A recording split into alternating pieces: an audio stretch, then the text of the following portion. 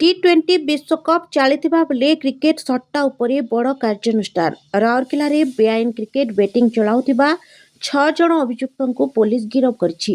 नगद 30,65,000 टंका सह अनेक सामग्री जबत होईछि।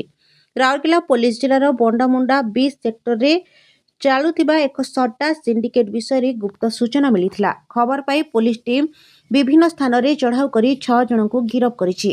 घटनास्थल नगद 30,65,000 टंका सह 2टी लैपटॉप 9टी mobile phone ATM card bank passbook Aadhaar card और थार गाड़ी जबत करा जायछि। प्राथमिक तदंतरु जणा पड़िछि जे अभियुक्त माने ऑनलाइन और ऑफलाइन भाबे क्रिकेट बेटिंग चलाउथिले।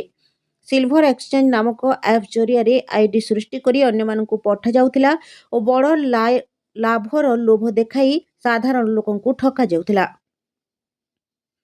मुख्य अभियुक्त रोहित भगत और पंकज कुमार भगत सह सोनू राव मुकेश साहू जितेंद्र अग्रवाल और सुरेश कुमार खेमका नाम सामना को आसी। एही 6 जणଙ୍କୁ आज कोर्ट चालाण करा जायछि बोली पुलिस तरफरु सूचना मिलिछि।